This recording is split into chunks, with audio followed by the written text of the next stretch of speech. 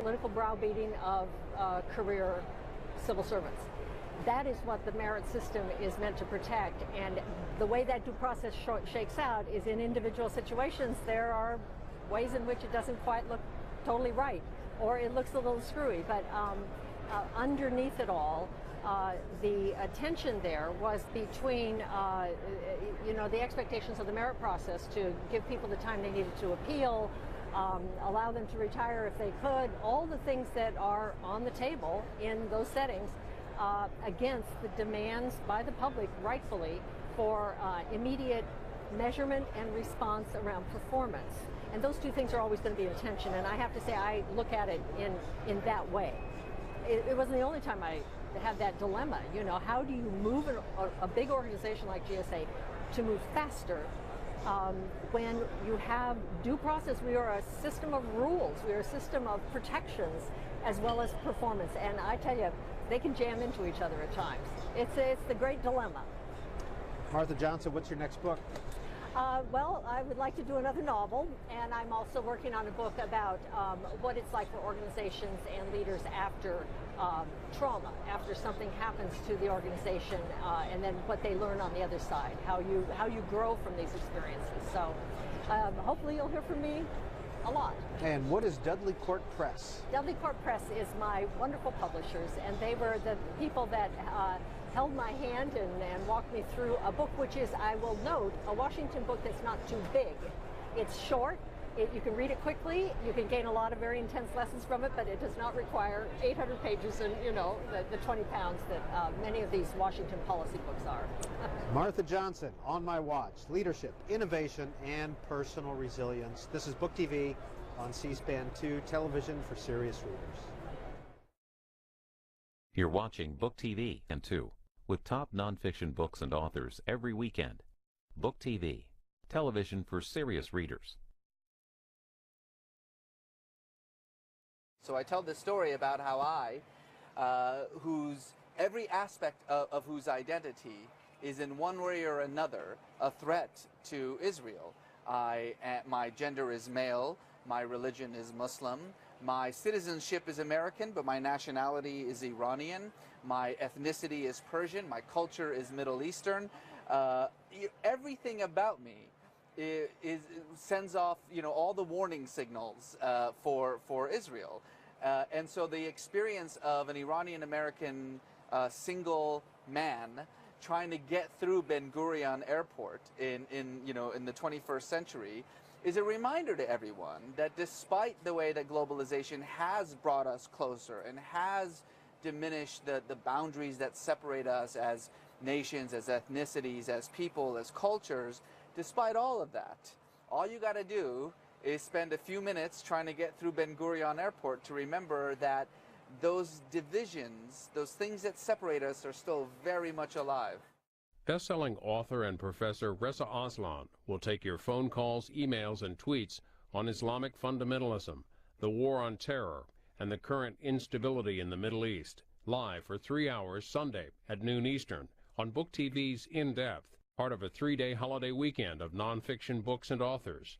Book TV, television for serious readers. Retired neurosurgeon Ben Carson, co-author of One Nation, talked about growing up with a single mother as well as his political beliefs. It's next on Book TV.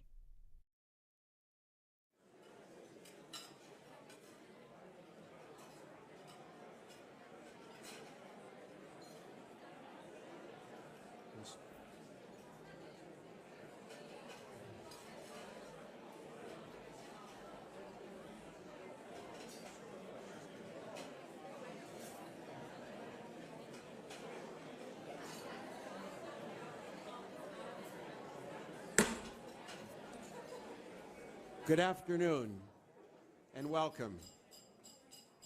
My name is Myron Belkine. I'm an adjunct professor at the George Washington University School of Media and Public Affairs, former international bureau chief with the Associated Press, and the 107th president of the National Press Club.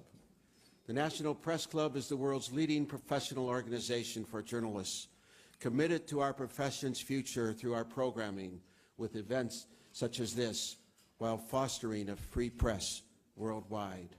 For more information about the National Press Club, please visit our website at press.org. On behalf of our members worldwide, I'd like to welcome our speaker and those of you attending today's event. Our table includes guests of our speaker as well as working journalists who are club members. And so if you hear applause in our audience, I note that members of the general public are attending, so it's not necessarily evidence of a lack of journalistic objectivity. I'd also like to welcome our C-SPAN and public radio audiences. You can follow the action on Twitter using the hashtag NPCLunch. After our guest speech concludes, we'll have a question and answer period.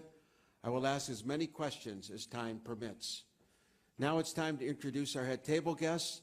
I'd like each of you to stand briefly as your name is announced.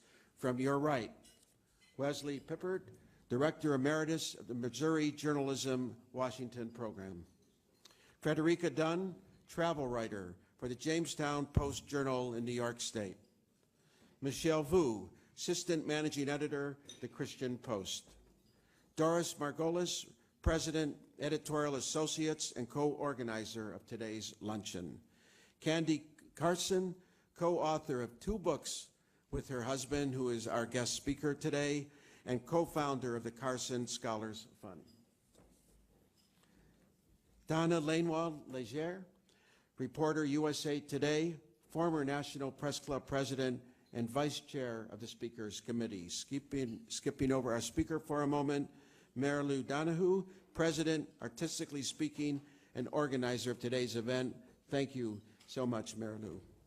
Kelly Wright, anchor reporter, Fox News. Megan Pointsky, regional homepage editor, The Washington Post. And Kirby Wilbur, executive director of the National Journalism Center.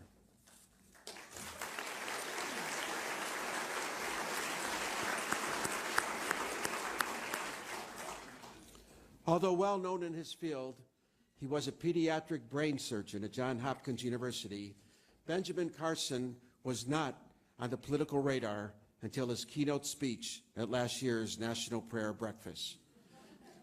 With President Obama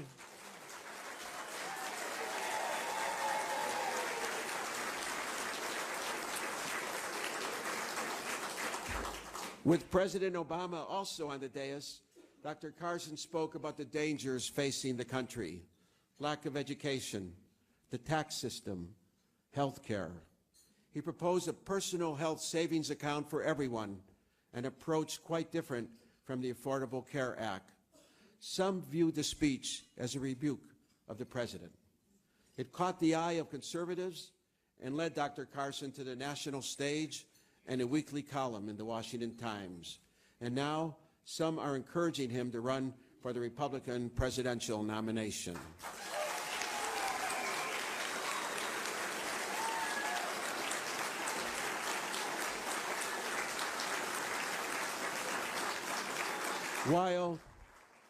While his views on social issues fit comfortably in the GOP's right wing, he also advocates pragmatism.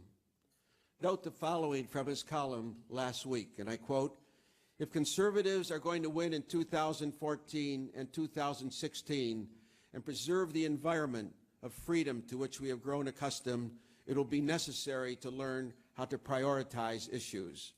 I'm not saying that social issues are not important, but if the executive branch remains in the hands of those with secular progressive ideas in 2016 and 2 or 3 more Supreme Court justices with similar leanings are appointed, conservative social ideas will become anathema to the prevailing powers, who will use every tool available to them to silence such opposition," unquote. Born into poverty and raised in inner-city Detroit, Dr. Carson graduated from high school with honors, received a degree in psychology from Yale, and earned a medical degree at the University of Michigan. At age 33, Dr. Carson became the youngest doctor ever to head a major division at Johns Hopkins Hospital. He's the author of several books, and with his wife, the creator of a scholarship program for children in grades 4 to 11. Dr. Carson's prayer breakfast speech, Future, a topic he will address today. Ladies and gentlemen, please join me in a warm welcome to the National Press Club for Dr. Benjamin Carson.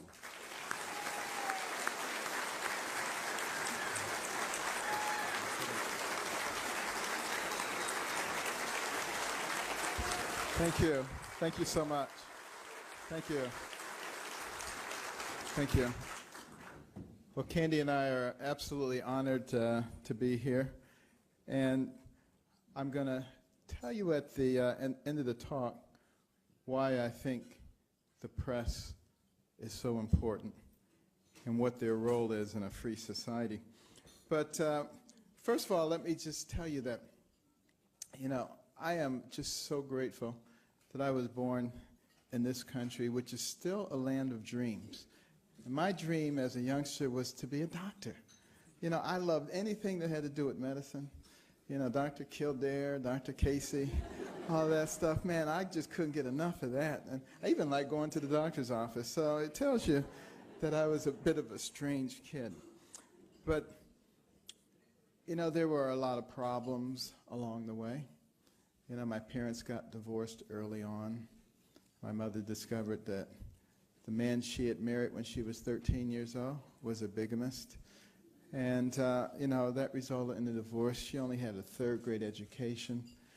And the job of raising two young sons all by herself in the inner city. But the key thing about my mother, and the thing that she passed on to us that I think was so important, is she refused to be a victim. And she refused to allow us to be victims. And, you know, she just said, whatever the situation is, I will deal with it. And that's what she told us to do. And there wasn't enough money ever. She would get in the car, take us out in the country on a Sunday morning, knock on a farmer's door, say, can we pick 4 bushels of your corn or apples or beans? 3 for you and 1 for us?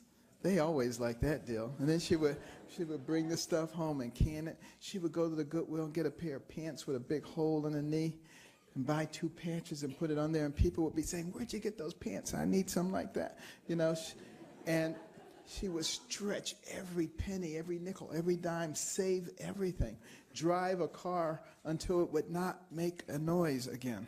And then she would take all of those nickels and dimes and go out and buy a new car. And people would be saying, how could that woman afford a new car? What is she doing? She must be selling drugs or selling her body or something. But, you know, she was just thrifty. She understood economics. In fact, I'm certain that if she were Secretary of Treasury, we would not be in a deficit situation right now.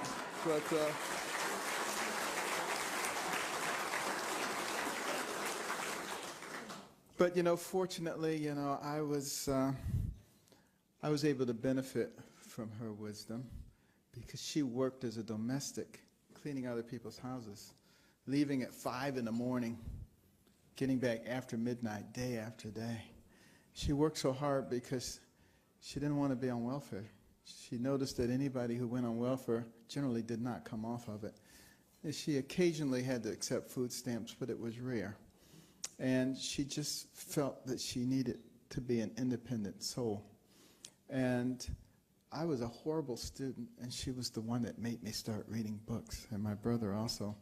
And I must say, I didn't like the idea. She came home, turned the TV off one day, and said, you guys are going to read 2 books apiece from the Detroit Public Library and submit to me written book reports, which she couldn't read, but we didn't know that. And, you know, she would put check marks and highlights and everything on them, but we thought she was reading. But you know, there I was stuck in the house reading books. Everybody else was having a great deal of fun, and I just hated it. And some people say, well, why did you do it? Your mother wasn't there. She was out working. She would have known if you didn't do it. And back in those days, you had to do what your parents told you. You know, there was no social psychologist saying, let the kid express themselves. So, you know, you just had to do what you were supposed to do. But as I started reading those books, an interesting thing occurred. You know, I really had a transformation of who I was. I started reading about people of great accomplishment. And I began to understand who it was that was responsible for my life. And it was me. not somebody else, not the environment, not some circumstance. And I used to hate poverty before that, but as I read more and more about people, poverty didn't bother me anymore because I knew I could change it. I knew it was within my own power to change it. And I developed the can-do attitude that really has had a profound effect on my entire career. And if I had listened to so many people, so many aspects of my neurosurgical career, I would not be standing here talking to you today. And I encourage people, particularly young people, to utilize those intellectual gifts and to think in a creative manner and think about what you can do, not what you can't do. There's so many negative people that you encounter. When I was in my first year of medical school, I did poorly on the first set of comprehensive exams. I was sent to see my counselor. He looked at my record. He said, "You seem like a very intelligent young man. Bet there are a lot of things you could do outside of medicine." He tried to convince me to drop out of medical school. He said, "You're not cut out for medicine. And you're just going to make yourself and everybody else miserable, and we can help you get into another discipline." Seemed like a very kind thing, but it wasn't. And, you know, I just went back to my apartment, and I started contemplating. I said, "Lord, help me figure this out." And I said, "You know, what kind of courses do you struggle in? What kind of courses do you do very well in?" And I realized that I did well in courses where I did a lot of reading, and I struggled in courses where I listened to a lot of boring lectures. Because I don't get anything out of boring lectures. And there was 6 to 8 hours a day listening to boring lectures. So I made an executive decision to skip the boring lectures and to spend that time reading. And the rest of medical school was a snap after that. And